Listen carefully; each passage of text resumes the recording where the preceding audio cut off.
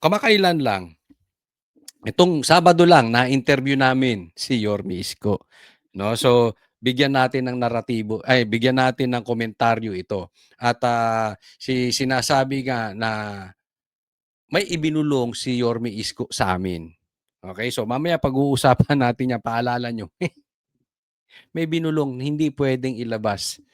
Oo, hindi po puwedeng ilabas. Ngayon, hindi puwede sa live, 'no, pero pag-usapan natin dito, ha. Eto, maraming nagsasabi po na nasunog daw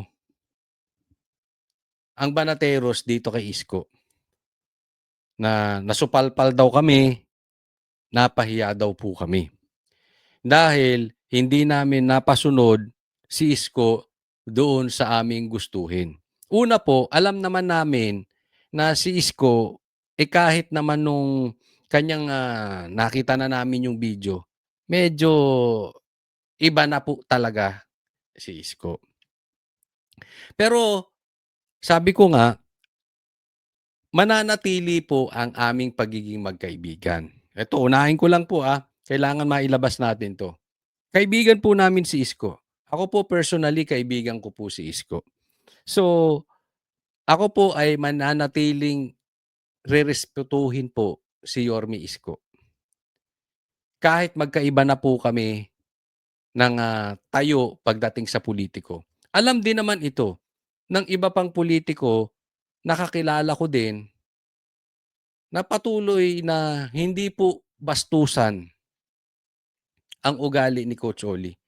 Meron din mga vloggers na nasa kabila pa. Nasa kabila na. Pumunta na dun. Pero may respeto pa rin ako sa kanila. Hindi ibig sabihin, ayaw ko yung ginagawa nila. Sa tingin ko, si Bongbong Marcos ang mastermind ng nakawan sa Pilipinas. Siya ang mastermind sa ghost projects at sa flood control scandal.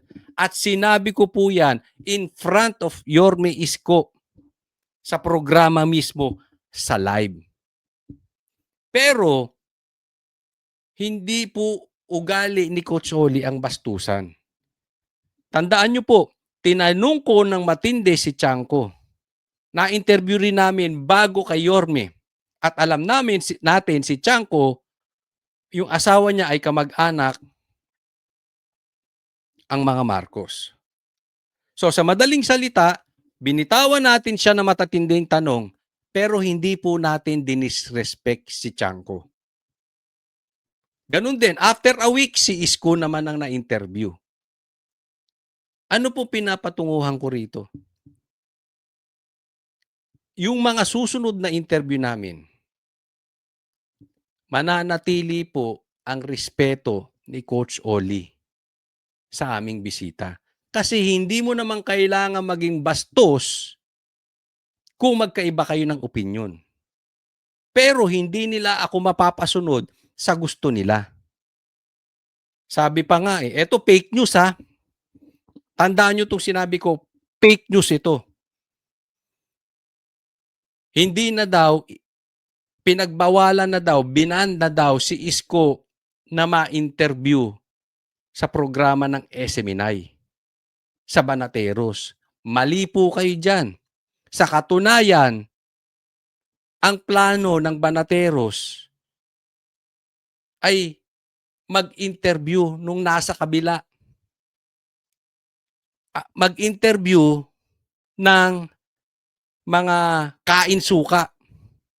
Mag-interview ng mga sunod-sunuran ni Bongbong Marcos. Iyaan na po ang nakalinya. Kaya hindi po namin tatakbuhan ito dahil ang SMNI po patas. And remember this, it is live. Malaking bagay po yun. Hindi po namin kinakat yan. Kung meron mang cut version, merong live pa rin. So kahit ang iimbitahin namin ay hinihimod ang puwet ni Bongbong Marcos, iimbitahin pa rin namin live. Kasi po, ang SMNI ay rumirespeto sa freedom of speech. Patas po ang SMNI. Bagamat kami ay supporter ng Duterte, hindi po kami sunod-sunuran ng Duterte. Nauunawaan niyo? Hindi po kami bias. Kaya nga, ito challenge ko, 'di ba? Kami mag-i-interview ng kontra sa aming opinyon.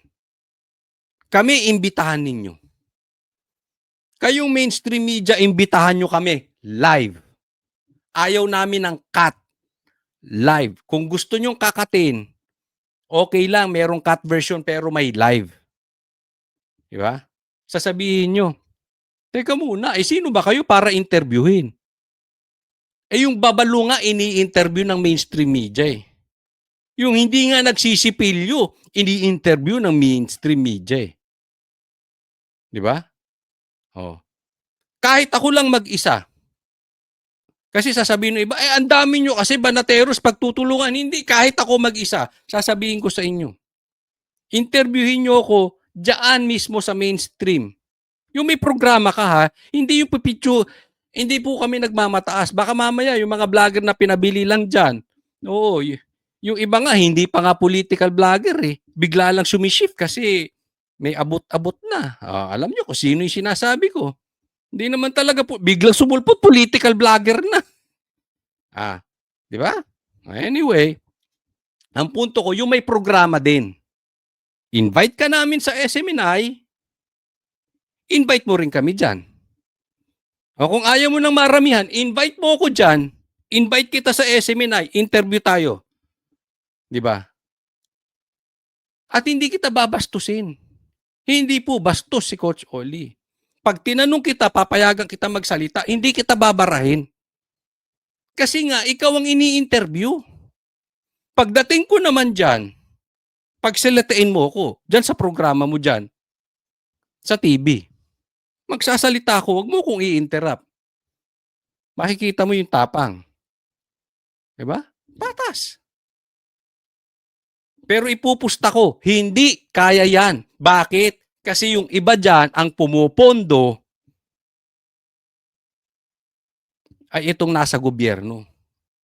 Yung ibang media dyan, naaabutan ng maleta. Pinatunayan po yan nung 18 Marines.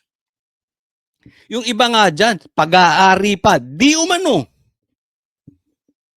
ng mga politiko.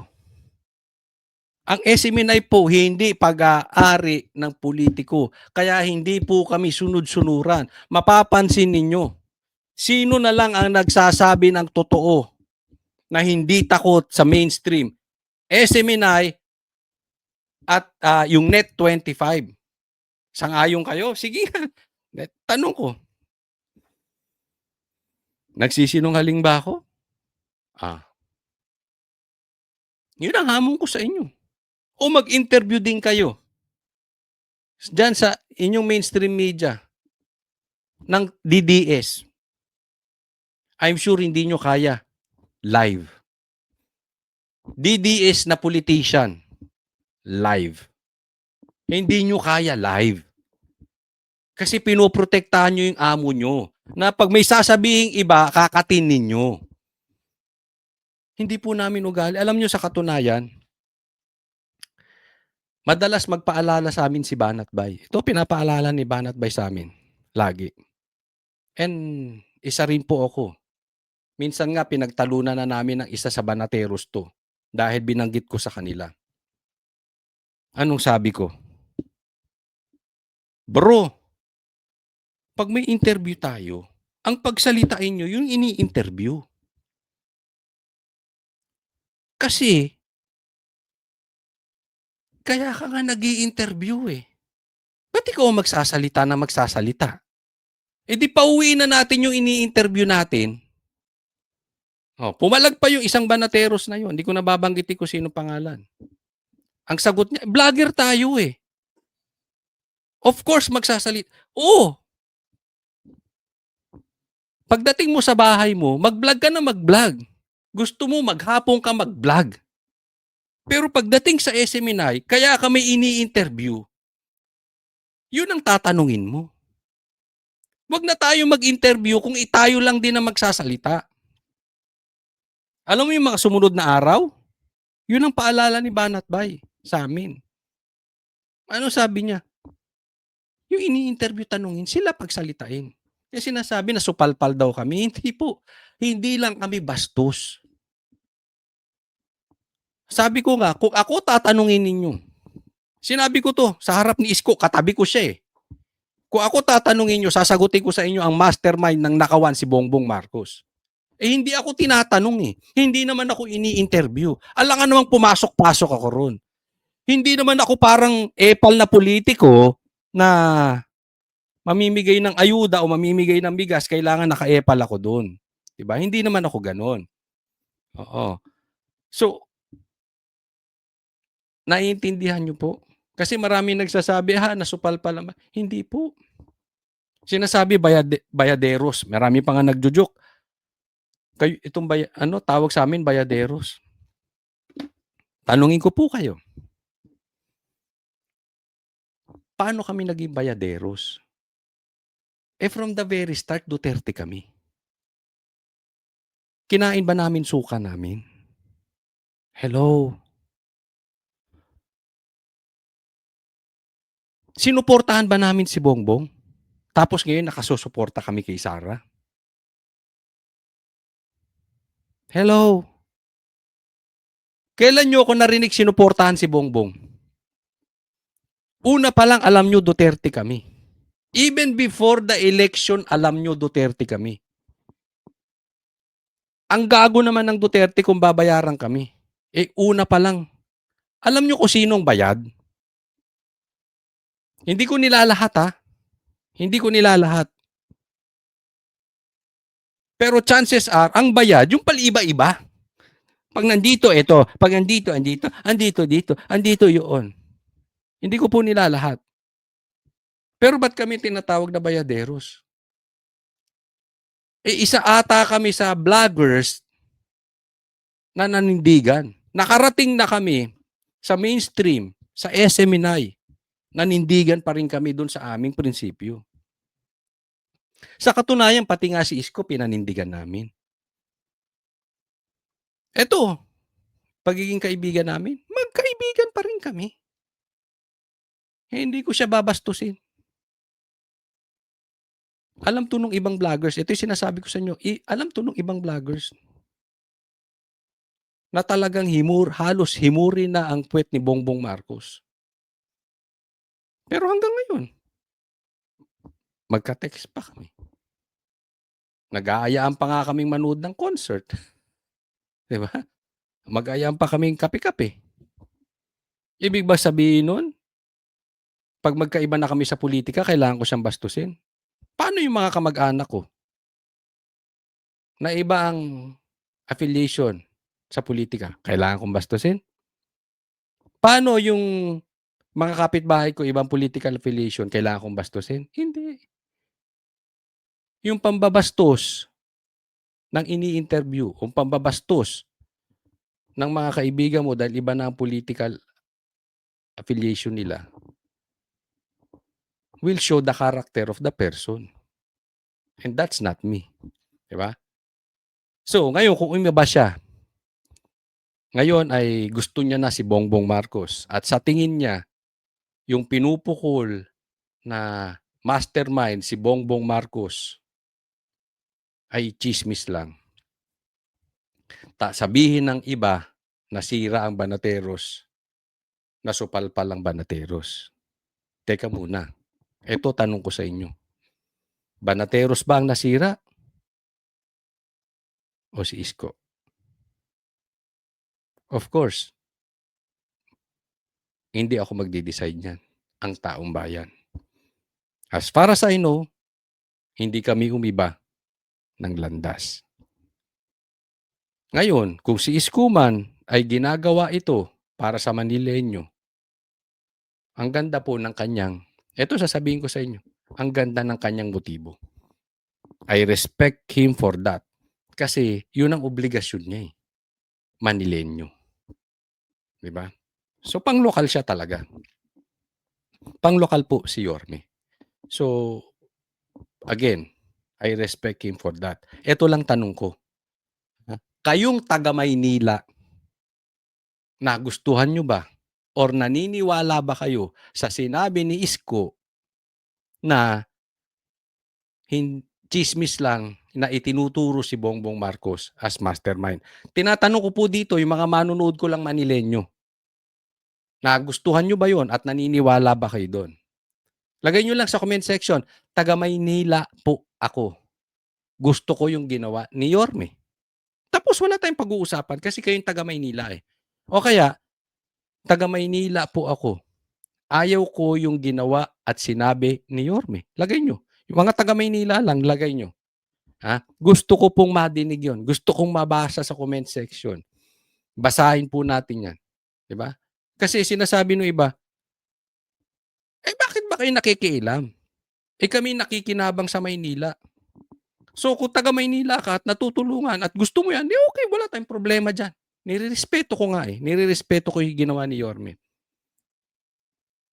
Ngayon, kung ayaw niyo, eh, wala tayong magagawa. Siya ang pinili niyong mayor, eh, 'di ba?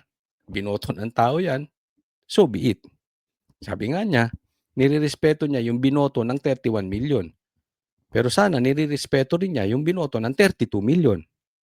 At karamihan ng bumoto sa 31 million ay galing doon sa Duterte rin. Eh, coach, ba't hindi mo sinabi 'yan? Of course, hindi naman ako ang guest. 7 pa kami. Minsan nga nag-aagawan pa kami kung sino magtatanong. Naiintindihan niyo po? Pero kung ako ay magkakaroon ng sarili kong programa sa SMNI, sasabihin ko lahat 'yan. Kasi kahit may sarili akong programa at meron akong ini-interview, hindi ako magsasalita. Siya, magtatanong lang ako. Kasi ulitin ko, kung ako rin magsasalita, wag na ako mag-interview. Naiintindihan? No? So ano, ina-address ko lang itong patungkol dito. Kaya mananatili yung hamon. Oh, kami nga pa-interview niyo diyan. Alam mo, tuwang-tuwa ako sa SMNI. Dahil hindi duwag ang SMNI. Nag-i-interview. Ako sa katunayan, gusto ko ma-interview si Trillanes. Ang tanong, kung kaya niya magpa-interview sa amin.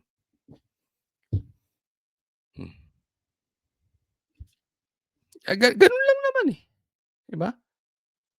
Oh, pero babastusin ko? Hindi po, hindi bastusin ko. Pag dumating do'n babastusin ko? Hindi. Magtatanong lang ako, 'di ba? Ang tao naman maghuhusga diyan, eh. Masisira kayo diyan, banateros, hindi, ba't kami masisira? Halimbawa, sasabihin nung isang tao, "Hindi ako naniniwalang mastermind si Bongbong Marcos." Eh, obvious na obvious naman.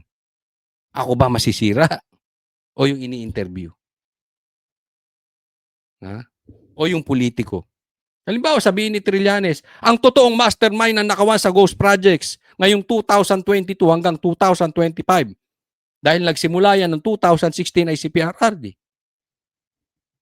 Eh, kung walang maniniwalang tao, sinong nasira? Ako ba o si Trillanes? Sino bang nasunog? Ako o si Trillanes?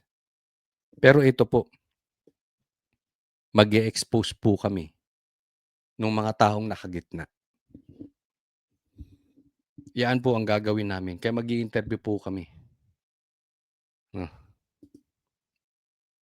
Kaya nga po, boses ng bayan, eh. Kaya nga Vox Populi, boses ng bayan. So kahit nasa kabilang parlor, iimbitahin pa rin namin. At hahayaan namin. Magkakaroon din kami doon ng mga tanong ng mga nanonood. Siyempre, kulang tayo sa oras. 7 pa nga kami, 'di ba? So hindi lahat po matatanong, pero yung mga tanong doon, eh, yung iba matatanong natin sa ating bisita, 'no? So ganyan, ganyan po ang ano. At nagkahiwa-hiwalay naman kami ni Yorme na maayos. Sa katunayan may binulong pa nga siya sa'min. Oh, tungkol dun sa pagpapayat. Hmm, bakit pumapayat? Anong ginagawa? Binulong sa'min. Pero hindi ko na sasabihin kasi hindi magandang pakinggan dito. Sa amin na lang 'yun, 'no? Even si Libiste, meron siyang sinabi sa amin at binibidyo ko. Tapos sinabihan niya ako, "Uy, Coach Oli, confidential 'to, para sa atin lang." Nilabas ko ba? Hindi. Kasi kahit magkapitpitan ng betlog, hindi ko ilalabas 'yun. 'Pag sinabi kong sikreto kay Coach Oli, sikreto. Alam 'to, kung matatanong niyo si Libiste, alam niya 'yun. Binibidyo ko 'yun. Actually, hawak ko pa rin yung video. Pero hindi ko ilalabas. Never kong ilalabas 'yun kahit na himurin pa ni halimbawa lang 'to, halimbawa lang. Himurin pa ni Libiste yung puwet ni Bongbong at siraan kaming banateros, hindi ko ilalabas 'yun dahil yung pangako ko, tutuparin ko na hindi ko ilalabas. Pero ipapaalam ko sa kanya, ito 'yun, alam mo 'to, alam mo 'tong sinabi. Ang punto ko lang dito, hindi mo kailangang makipagsiraan sa mga pulitiko na nagagawa mo yung trabaho mo, 'di ba? Hindi mo kailangan baluktutin yung prinsipyo mo para magawa mo ng maayos yung trabaho mo. Kaya nga sinasabi nung iba, Coach Oli, sang-ayon ka ba dun sa ginawa ni Yorme Isko? Kasi sabi niya hihimurin, kahit himurin niya ang hindi ko na malaman yung exact words, pero gano'n kahit humimod ako, basta lang para sa Maynila, gagawin ko. Kaya sabi ko sa inyo, I respect him for that. Ang ganda ng motibo niya para sa Maynila. Maswerte kayo mga taga Maynila dahil meron kayong mayor na ganyan. Pero kung tatanungin niyo ako, Coach Oli, kung ikaw ang mayor ng Maynila, gagawin mo 'yon? Hindi po. Bakit? Hindi po maitutuwid ng isang pagkakamali ang isa pang mali. May Diyos naman, eh. Kung tutulungan, kung ako lang mayor, kung tutulungan ko ang Maynila at tutulungan ng Diyos ang Maynila, hindi ko kailangang gumawa ng mali para matulungan ko ang Maynila. 'Yun ay aking prinsipyo. Hindi ko sinasabing tama ako, hindi ko sinasabing mali siya, hindi po. Kung ang tanong lang ako mayor, hindi ko gagawin 'yun. Kasi puwede naman akong tumulong nang hindi ko babuluktutin yung prinsipyo ko. Yung mali, mali, yung tama, tama. Bigyan ko kayong halimbawa. Ang Davao, humimod ba? Mayaman ang Davao. Walang problema ang Davao. Maganda infrastructure ng Davao. Hindi po ba? Kailangan ba silang kumain ng suka? Hindi. Kailangan ba nilang baluktutin yung kanilang prinsipyo? Hindi. Nanindigan ba sila? Of course. Naghirap ba Davao? Hindi. Mayaman pa rin ang Davao hanggang ngayon. Hindi na nga binibigyan ng pondo, mayaman pa rin. At ang Davao ay isa sa pinakamalaking city sa Pilipinas.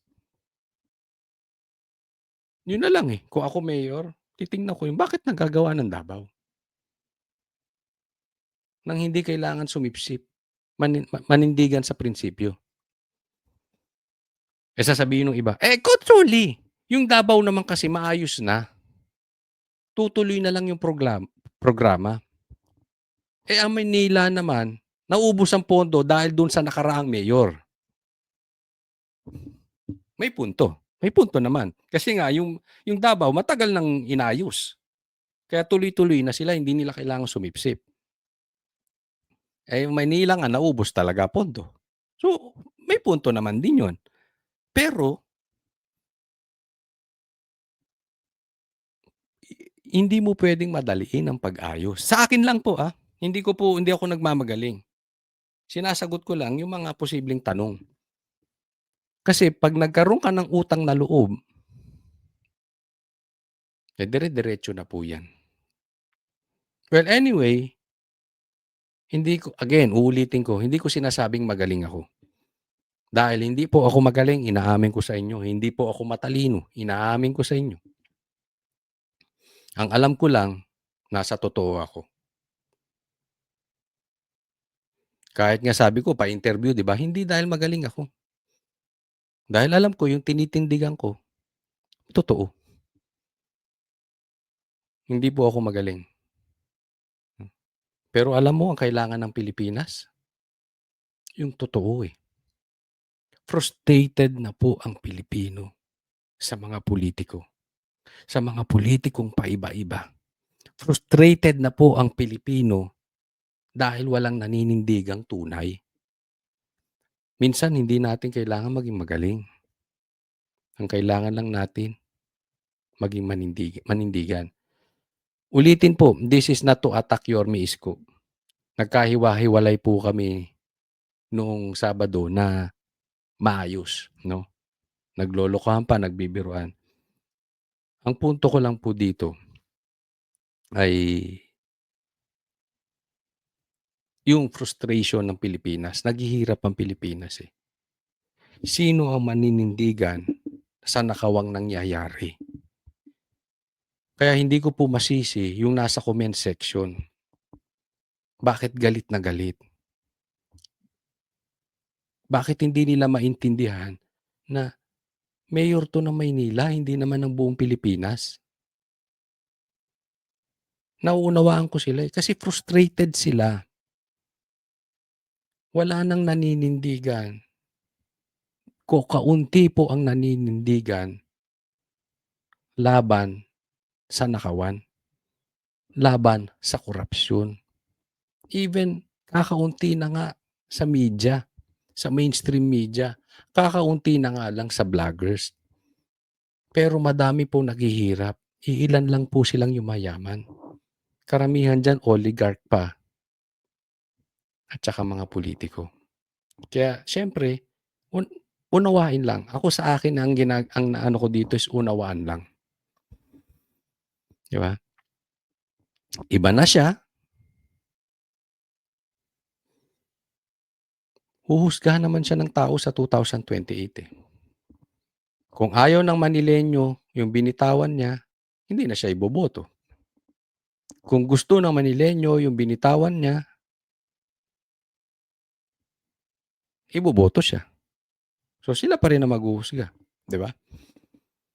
Kung lilipat siya kay Sara sa 2028 kasi pagdating sa 2028 si Sara na malakas, ang maghuhusga niyan yung taong bayan din, hindi naman ako. Kung ang tingin sa kanya ay maprinsipyo o balimbing, 'di ba? Ah, pero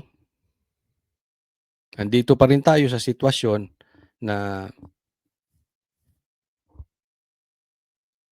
magkakaiba-iba talaga tayo. Baka nga dumating ang panahon na magkaiba-iba rin ng banateros, hindi natin alam, 'di ba? Pero hindi ko igagawing idi-disrespect sila. Magkaiba lang kami, pero ako maaasahan ninyo, tatayo sa katotohanan. Eh, paano Coach Ollie, kung si Sara naman ang humimod ng puwet ni Bongbong Marcos? Ako'y mananatiling supporter ni Sara, pero sasabihin ko mali siya. Mananatili akong kaibigan. Better word is kaibigan. Mananatili akong naniniwala sa kanya. Pero sasabihin ko pa rin, mali yun. I don't need to disrespect her, pero kailangan ko manindigan. Kung ayaw mo manindigan, it's up to you, Sara. Pero ako maninindigan dito. Example lang po yun. Kung sa susunod. Kasi alam naman to ng iba. Nung si Sara ay nagbongbong Marcos, nanindigan ako. Alam to ng lahat. Kaya nga ako nag-isko. Ako ang kauna-unahang nag-isko sa Banateros. At ako rin sa Banateros ang kasama ni Isko simula't simula hanggang sa matapos ang eleksyon. Pero hindi ibig sabihin susundan ko siya sa kanyang prinsipyo. Ganun din si Sara. Kasi nung nagbongbong siya, hindi ko siya sinundan. Nakukuha po natin. But at the end of the day, ma-expose ang totoong puso at karakter ng bawat tao. Kayo na po ang umusga. At the end, Diyos lang talaga ang may karapatang humusga. Next po tayo. At napupunan ninyo, dumadami po ang kain suka. Okay? Pinaghahandaan na po itong merging ng mga magnanakaw at mga komunista. Mga magnanakaw at mga sabihin na nating dilaw o pink, no? Para matalo si Sara. If the middle forces have agreed to forge a coalition with Middle meaning pro-democracy, pro-West Philippine Sea. Anti-Duterte. Yeah, okay. So, all of Ito, halimbawa, ako interviewin mo dyan. Live. Walang cut. Kaya nyo? O ikaw, interviewin din namin sa SMNI. Walang problema.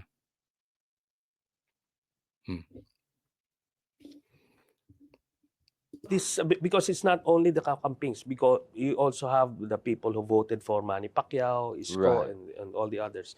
So, if the middle forces are going to forge a coalition with the administration, I believe it's a non-negotiable position that the candidate should come from the middle forces. And the admin would be the vice presidential candidate. That, I believe, that's the only that's the starting Formula, point. yun yung formula. That's the starting point. Now, So, sa madaling salita, ang sinasabi ni Trillanes, binubuo na po yung pula-dilaw o tawagin nating pulawan.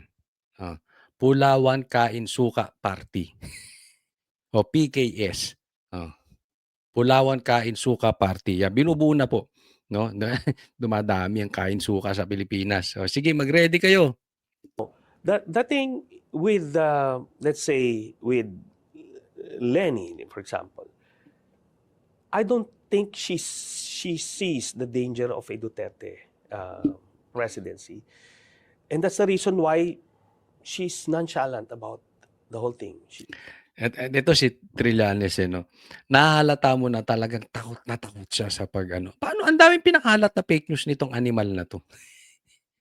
Ang daming pinakalat na fake news nito. Kaya galit, takot na takot siya. Isa pa nga siya sa naging kasangkapan di umano ng ICI. Ay ng ICC dito sa Pilipinas. Ng pagpapakidnap di umano dito kay PRRD. So talagang pagpapakalat niya ng fake news na bank account here, bank account there, wala namang mapakitang ebidensya. Nakikita natin yung takot nito, yung danger, lagi niya sinasabi, yung danger of a Duterte. Sa tingin ko lang, baka hindi lang napopokus, baka naiihi na to sa pantalon. Di ba? Pero danger lang naman ng Duterte doon sa mga adik. Ito danger lang naman ng Duterte doon sa mga magnanakaw. Sabi nga ni Chanko, hindi mo pwedeng aregluhin si Sara. Danger lang naman si Sara doon sa mga komunista. Alam natin galit si Sara sa mga komunista. Yun lang naman. At saka doon sa mga fake news peddlers. Kung wala ka naman doon, wala kang problema. Halimbawa ako, ba't ako matatakot kay Sara? Di man ako adik. Di ba? Kahit saan tayo makarating na drug test. Ngayon, may problema ako kung adik ako. Diba? Yan na nga, yung nangyayari. Yung mga drug lords, syempre, kailangan gumalaw na rin yung mga drug lords. Popondahan nila yung mga dapat ponduhan para hindi makaupo ang Sara. She's just focusing on her private or on her. Well, she's a mayor of a town. Yes. I guess she has to take care of that. Yeah. But if she's going to rule out any scenario that she will run eventually, She has to be clear. she has to be definitive. Yeah. Because BAM will not grow, and RISA as well. She would have to be definitive. And the fact that she's not definitive leads me to conclude that she is interested. But On she her will- terms. On her terms. But Ayun. So umaasa pa si Trillanes na kaya hindi pa tinutuldukan ni Lenny ay posible pang tumakbo si Lenny. Umaasa pa, sa madaling salita, tong mama na ito. May kondisyon lang na ang masusunod doon sa kanyang pagtakbo ay yung mga kondisyones ni Lenny. Yan po ang ibig sabihin ni Trillanes. she won't lift a finger preparing for it. Okay, so that's aside. Senator Risa, I know her for a fact that she recognizes the dangers that I've been talking about, and she's willing to do what is necessary para manalo Middle forces. yung middle forces sa 2028 at hindi manalo yung SARA forces. Yan. Alam mo, kung totoong delikado na tao ito si Sara, delikado ang Duterte presidency, for your own sake, Risa Ontiveros, o for your own sake, Trillanes, huwag niyong patakbuhin si Risa. Risa will not win. Period. Malayo sa katotohanan yan. It is as if bukas hindi naaaraw.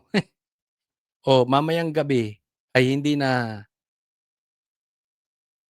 didilim. Ganun po yan. Huwag nyo nang patakbuhin si Risa. Para sa inyo yan. Itong payon to para sa inyong dalawa. Si Lenny nga hindi mananalo kay Sara eh. Pero siya ang pinakamalaking pag-asa nyo. Pero wala pa rin. Si Risa pa. Malabo. So that's one. Now, kay Bam Aquino, ito ang primary obstacle sa kanya. It's the Aquino-Marcos rivalry. I think that alone would prevent him from being part of any coalition with the administration. So yun yung... Aren't you underestimating Bam's ability to navigate? I mean, he's quite a successful politician. He was campaign manager of Lenny twice. Yeah. One of them was very successful. The other one was quite competitive. I mean, what if Bam is willing to go transcendental? No, we're talking about Bam as a candidate. Yeah. Bam as a candidate, he is still an Aquino. And he is going to be surrounded by Aquinos. For anti-Marcos people. Yes. And we heard it already from Kiko D, that he's not going to allow any Grand coalition. coalition with the Marcoses. So, wala pa tayong it's just being floated. So, that if So sa madaling salita, sinasabi, malabo si Bam. Kasi ang kailangan nila, magsasama yung kain-suka. Magsasama yung pula at dilaw. Pero si Bam Aquino ay malabo kasi nga Aquino. At ang Aquino at Marcos, alam naman natin may history yan ng away. So malabo yun. Kaya talagang si Lenny ang kanilang inaasahan. Kain-suka nga kayo. Ako hindi magugulat. Kung magtatandem, malay mo si Bam for president, for vice president, si Bongbong. Malabo mangyari yan? Hindi. Labas na ngayon. Hindi pa ba obvious sa inyo yung pagkapanalo ni Bam? Meron pong usapan yan sa likod.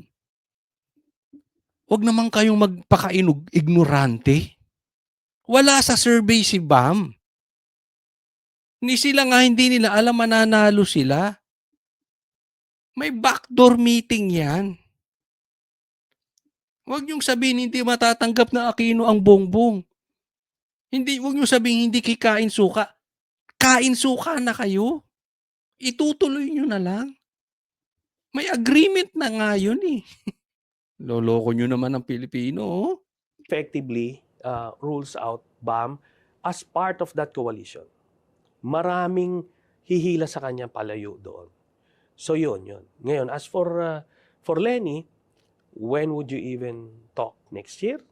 So wait and see ka muna doon. So yun yung nakikita ko dito. And that's why you feel more comfortable with one of the three persons we Yeah. mentioned here. I mean, Okay. just to be transparent about Yeah. this. And I think si Senator Risas earned it. Hindi lang yung qualifications niya, but what she has done for the country. Literally against mafia. Yes, Literally against Oo. mafia, So, yeah. kumbaga, if we're looking at the 2028 presidency as a wartime Itong dalawang bugok na 'to nagbobolahan pa. Walang pag-asa si Risa. Ito naman 'di ba itong si Darian ba ito? Itinutulak pa si Torre. Anong mga klaseng political analyst 'to? Hindi niyo ba naiintindihan yung katotohanan? Yung reality sa fairy tale? Walang ka-chance-chance yung mga pinagsasabi ninyo. Naman. presidency, Yeah. kailangan natin talaga yung tumitindig. Hindi pwede yung passive, yung ano ba ito? Hindi mo nga nakikita sa mga issues. No room for ambiguity. No room for ambiguity. Yeah. Tapos, baka mamaya doon natin malalaman magfa-fold eh. Kasi hindi mo naman nakita tumindig. Kung nasalang na sa crucible, yun pala, kakapusin. So, Wala namang tumitindig sa inyong dilaw. Meron ba? Di ba? Isinukan nyo Marcos. Ngayon, kinakain nyo yung sinukan ninyo. Di ba? So, doon pa lang sa halimbawang at nangyayari ngayon, paano mo masasabi meron sa inyong naninindigan? Simple nun eh. And that is very, very obvious. Kasi kung ang tingin nyo kay Bongbong Marcos ay magnanakaw, kahit suportahan pa yan ng demonyo, hindi nyo susuportahan. Kahit suportahan pa yan ni Trump, pag alam ninyong magnanakaw, ba't ka susuporta sa magnanakaw? Ba't kayo susuporta sa diktador? Oh. Di pare-parehas kayong walang paninindigan. Next topic po. Eto, pakinggan po natin. Isa na namang tanim witness. Ni Bongbong o ng gobyerno niya o ng mga sekretary niya. Hindi natin alam kasi kung saan-saan na napunta yung ghost projects at meron silang tanim witness. Meron na naman silang witness na iba ang sinasabi. Kaya lang, ang problema, nayari sa korte. Napaamin. Panurin po natin. Ikinanta ng sarili niyang inaanak si dating DPWH engineer Bryce Hernandez kaugnay sa maanumalyang flood control project sa Bulacan. May papel din kaya si dating Senador Bong Revilla rito? Narito ang agenda report ni Joan Manalo. Tanungin ko kayo ha. Sige. Yung kanilang tanim witness. May papel kaya si Bong Revilla? Sasagutin yan. Nasa 299 million umano ang natanggap ni dating DPWH Bulacan 1st District Engineer Bryce Hernandez. Si Bryce Hernandez tumanggap ng 299 million.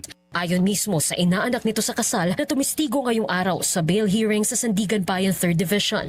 Kaugnay ito sa kasong malversation na kinahaharap ni dating Senator Bong Revilla at 6 pang co-accused, kabilang si Hernandez. Dahil sa 92.8 million pesos na umano'y ghost flood control project sa Pandi, Bulacan. Kwento ni Monica Ocampo Santos na naging liaison officer din ng Sims Construction Trading, isinili daw ang 299 million pesos sa mga kahon ng toyo, noodles at chichirya nang ihatid ito kay Hernandez. Okay, Hernandez hinatid. Okay. Kasama raw dito ang 74 million pesos na siyang natira mula sa pondo para sa flood control project sa Pandi, Bulacan. Matapos itong bawasan ng value-added tax, 10% retention fee at 3% royalty na natanggap daw ni Sally Santos na may-ari ng Sims. Puro sila komisyon, Napaghati-hatian yung pera. Ang dami niya itinuro. Ito yung mga naghati-hati. Ito yung natanggap nila. Grabe, no? Ganyan po kalupit. Hindi lang po isa magnanakaw dyan. Napakadami magnanakaw. Pero may mastermind dyan. At ako naniniwala, mastermind yan si Bongbong Marcos tsaka si Tambaloslos. Kaya lang, meron silang witness. Ang problema, iba tinuturo ng witness, iba yung pinaghahatiran ng pera. Doon po nagkakaroon ng pagkakaiba. O eto sinasabi nung testigo, o eto hinatid namin pera at eto mga tumanggap, eto yung hatian. Construction trading na nakakubra ng proyekto. Tiyahin ni Ocampo Santos si Sally Santos. Pero nang tinanong siya kung alam ba niya ang ibig sabihin ng SBR na nakasulat sa listahan bilang proponent ng proyekto sa O SBR, ang pinapatukuyan, Senator Bong Revilla. Kasi yung sinasabi, isa si Senator Bong Revilla na nakatanggap. Oh, totoo ba? Pandi, hindi ang naging tugon nito. Hindi rin daw niya nakausap ng personal o direkta si Revilla. Dumalo ang dating Maliwanag. Ang dami niyang tinuro doon sa parte hatian, pero nung tanungin, may kahati ba ito si Bong Revilla? Alam niya ba? Kilala niya ba yung SBR? Hindi. Lahat ng sagot negatibo.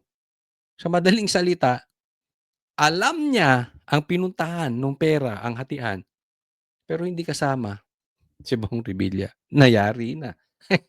Yung tanim witness ninyo, bumibuelta eh. Kaya nga sinasabi ko sa inyo, alam mo, pag pinipilit nyo ang isang bagay na malayo sa katotohanan, pag na-cross-examine yan, pag dumating sa korte at pwede nang magtanong ang kabilang partido, lalabas yung kasinungalingan ng witness. O di ano kayo ngayon? Kasi gusto nyong suluhin ang Cavite. Oh. Gusto nyo lang gawing fall guy si Bong Revilla para kunwari may ginagawa ang gobyerno na ito sa paghahabol sa flood control. Ang layo nyo sa katotohanan. Ang layo po sa mastermind. Kung sino-sino pinagbibintangan nitong mga animal na to. Revilla.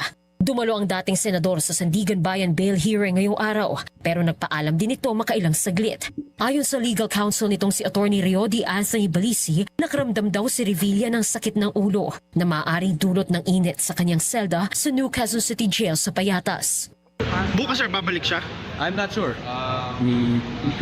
I cannot tell. I don't know if by tomorrow he will be as disposed in terms of that here. So we'll see day by day. Hopefully, kasi konti lang naman yung makikita. Hanggang April 24 naman magsasagawa ng bail hearing ang Sandigan Bayan 3rd Division sa kasong kinaharap ni Revilla. Para sa agenda, Ayan, di na booking sila. O ngayon, sino susunod yung hahabulin? Si Chis Escudero. Di ba? Okay. Alam naman natin yan eh. Susunod yung hahabulin si Chis Escudero. Bakit? Anong dahilan? Kasi alam nyo, papasok na ang impeachment papunta sa Senado. Abangan nyo itong sasabihin ko. Pagkatapos nilang pekein itong involvement ni Bong Revilla sa flood control, ang babanata naman nila yung mga senador. Sasampahan ng kung ano ang kaso, papahabol sa ICC, uungkatin yung mga maleta, uungkatin yung mga negosyo, at kung ano-ano pa. Pero pag titingnan mo sila, may common denominator. Ito yung mga susuporta sa impeachment ni BP Sara. Hindi nyo naalala? Ha? Sino ba ang nagsalita at nag-unang nagbulgar sa Senado dito kay Tambaluslos? Di ba si Chis Escudero? Yung sabi nga niya, the name that cannot be mentioned. Binuksan yun ni Chis Escudero. Kaya huwag pa tayong papaloko to sa mga kalukuhan nitong mga ito. Hindi natin alam, baka si Bato kaya hinahabol para hindi makapag-participate. Ganun na rin ang ginawa sa bilyar, kaya nga ang bilyar na nahimik na rin. Hinahabol yung negosyo. Di ba? Kung sino-sino ang hahabulin nila dito para mabawasan yung alam nila, tila papanig sa impeachment ni BP Sara. Mas konti nagsasalita, favorable sa kanila. Naku, napakaganda na itong video na ito. Nagwawala na ang taong bayan at alam nyo kung bakit? Kung ano ang dahilan? Lihitin mong galit. Galit na sa gobyerno ni Bongbong Marcos. Pasok! Actually po, 3 balik na kami dito eh. Pinahirapan nyo ang tao, bakit ganun? Hmm. Na, ang tagal ko na sa Grab. Nako, may tugtog, yari. Copyright. O, sige. Since 2016, ba't wala ako sa listahan? Yun ang problema. Eto, ayuda. Na tagal niya na sa Grab since 2016. Wala sa listahan. Alam mo, Brad, kung bakit ka wala sa listahan? Kasi allergic sila sa 2016. Ang gusto nila, yung 2022 lang. Bongbong lang. Kasi pag narinig nila yung 2016, doon na booking yung mga adik. O, doon natiklo yung mga adik, yung mga komunista, yung mga dilawan, yung mga komunista. Doon na booking. Kaya ayaw nila 2016. Pero seriously matindi ito. Oh, iisipin mo pabalik-balikin ka dyan. Oh, dahil sa ayuda. Tapos pabalik-balikin kami ng ganito. Hmm. Bakit hindi na lang pinadala sa Gcash? Actually, ang problema yung listahan. Palpak yung listahan nila. Hindi ko alam kung saan nila kinukuha yung listahan. Eh, kung hindi pa tinignan pa nila yung Grab app ko na talagang bumabiyaya ako sa Grab. Nung nakita nila yun, at saka nila pinapasok ako dito, supposed to be 3 beses na, pang-4 na naman pala. Ay, hindi na. Ayoko na. Oh, alam mo, Brad, kung gusto mong mapalagay ka sa listahan at meron kang mapakinabangan diyan sa ayuda na yan, dapat himurin mo ang puwet ni Bongbong Marcos. Pambihira. Ganun pala ang labanan ngayon. Himuran ng puwet, anak ng teteng.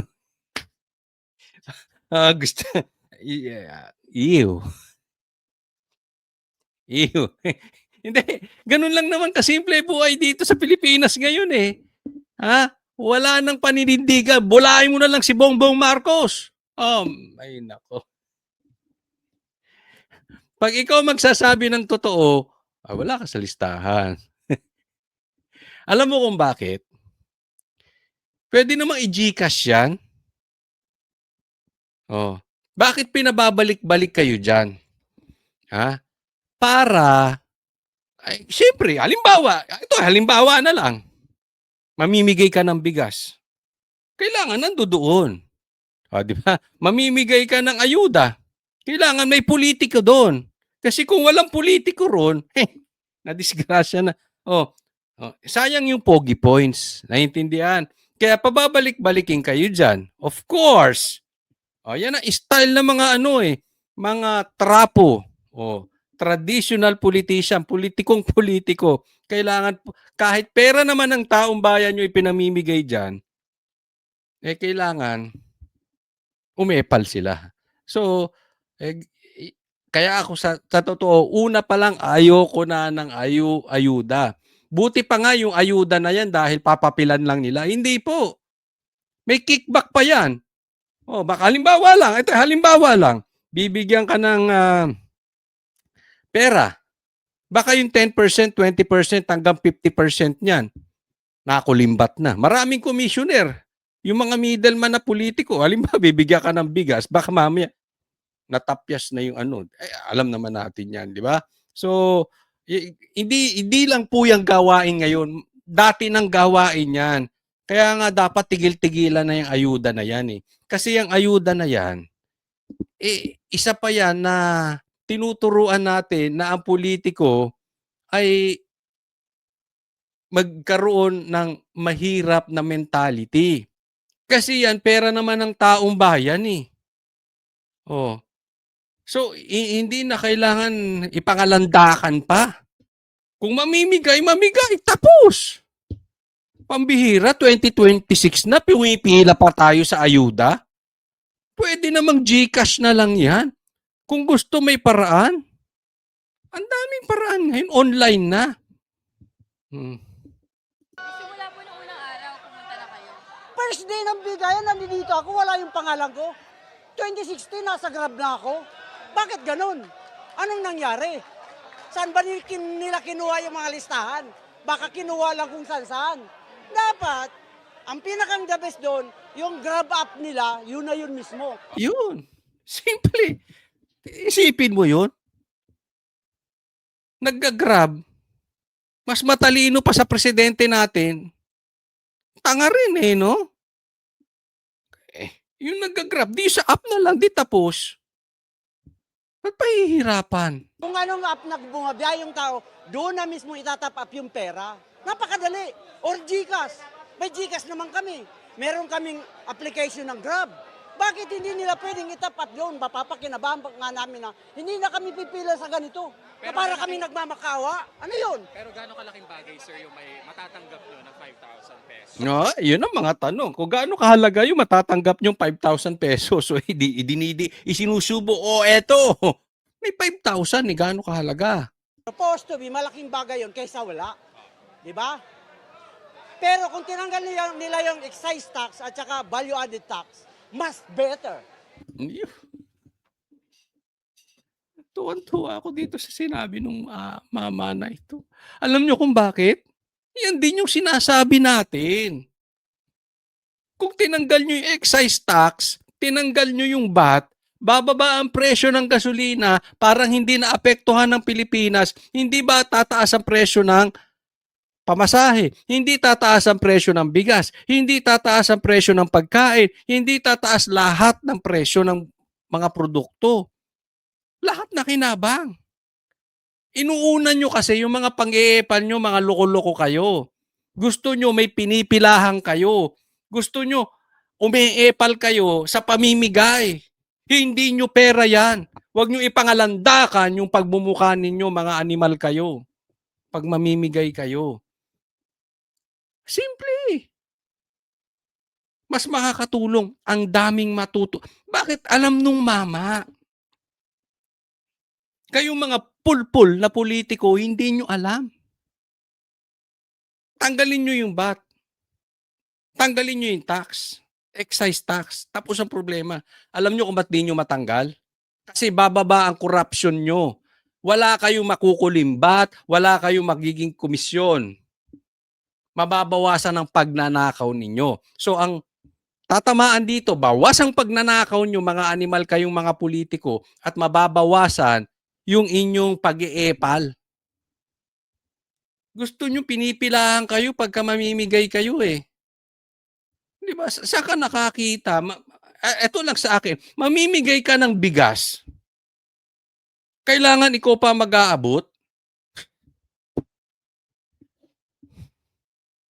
Bakit?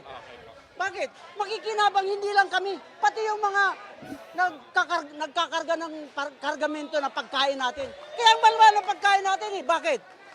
Ha? Sa tax. Dahil sa gas. Supposed to be. Huwag na nilang pahirapan ng tao. Napakasimple. Alam nyo kung bakit alam ko yan? Bakit alam nung mama? Kaming mga ordinaryong Pilipino, alam namin yan. Kasi it's very obvious. Hindi mo kailangan maging matalino para malaman yan. Etong gobyerno natin, tanga or nagtatanga-tangahan. Ganun kasimple. Tingnan mo, ang bilis tumaas ng gasolina. Pagdating sa pagbaba, ang bagal. Kumita na kayo mga animal. Tanggalin lang nila for the meantime na mahal pa yung gasolina. Ganun lang kasimple. Lahat makikinabang, hindi lang kami. Lahat na mahihirap. Actually, mahihirap lang makikinabang dito eh. Hindi yung mahiyaman. Dahil yung mahiyaman, kayang-kaya nilang dram-dram na bumili ng gas or crudo. Kaya-kaya nila bumili kami. Hindi namin kayang bumili. Kaya supposed to be, ang dapat nilang gawin, simple lang. Tanggalin muna nila yung excise tax, value-added tax, tapos ang usapan. Thank you, sir. Oh, Simple, di ba? Tanggalin na excise, tanggalin ng box, tapos ang usapan. Kasi, alam mo, hindi man lahat Yung iba kasi, pagka nabigyan ng ayuda, ipangiinom pa yan. May danger pa yun na hindi naman napunta doon sa dapat kapuntahan. Samantalang kung ibinawas mo yan sa krudo, yung excise tax, tsaka yung VAT, lahat po makikinabang.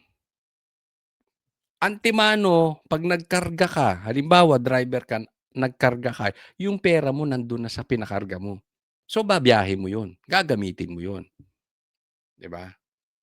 Hindi yan parang buo ngayon, matanggap mo 5,000 na dapat gagamitin mo for 1 month, baka mamaya ibili pa yan ng droga, ibili pa yan ng alak.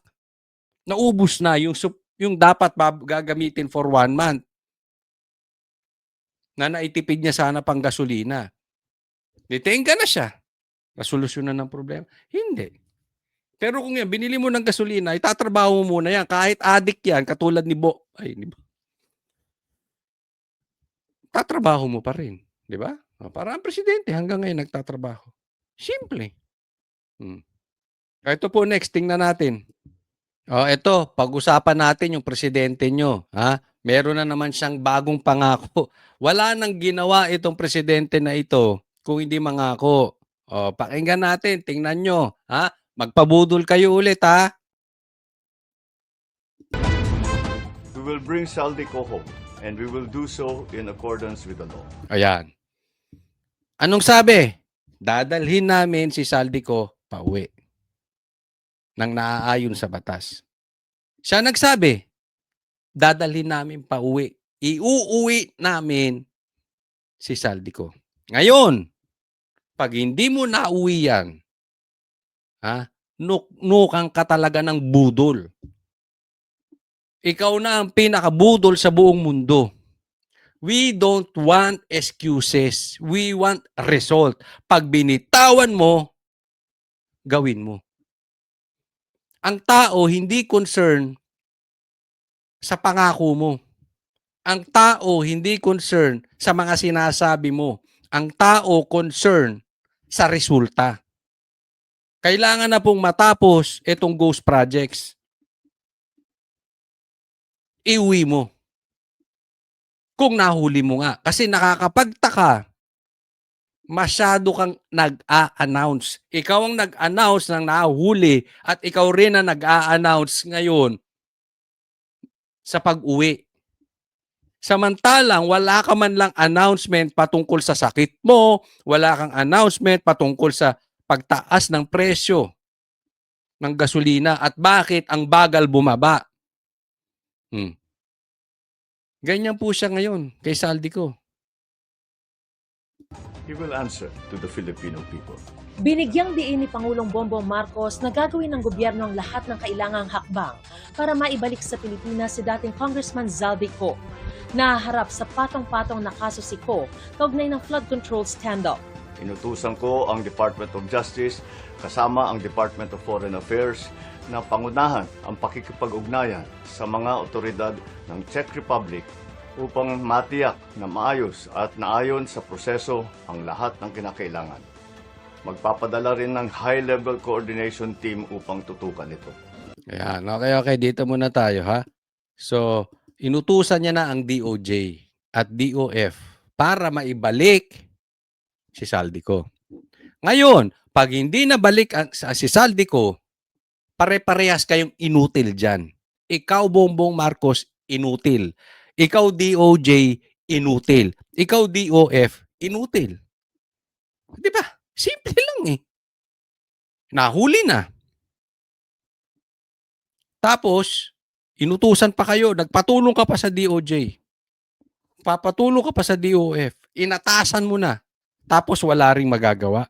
Tapos wala ding mangyayari. Katulad ng 20 pesos mong bigas. Nagkalat ka dyan sa bigas-bigas na yan, Bongbong Marcos. Tutukan ito. Nasa kustodiya ng mga otoridad sa Czech si Ko matapos daw niyang magtangkang lumabas sa Czech Republic.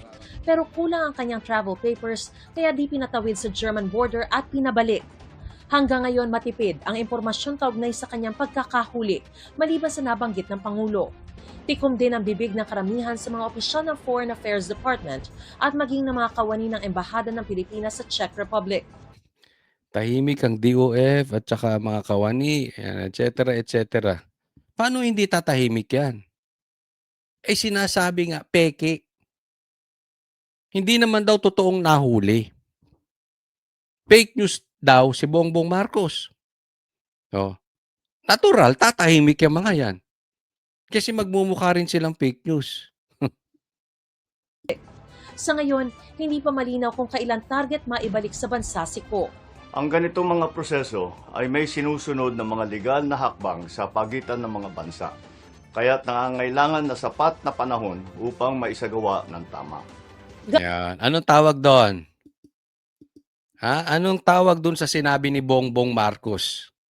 Exit strategy. Ano sabi niya? Sa mga ganitong pagkakataon, may prosesong sinusunod at kailangan ng mahabang panahon. So expect nyo na bago mapauwi si Saldico or kung mapapauwi nga, matagal. Baka nga hindi mapauwi kasi hindi naman talaga na-aresto, di umano. Dito pa lang sa pananalita ni Bongbong Marcos, asahan nyo na magtatagal. Gumagawa na sila ng exit strategy. Yan yung sinasabi natin, ayaw na ng Pilipino ng excuses, Bongbong Marcos.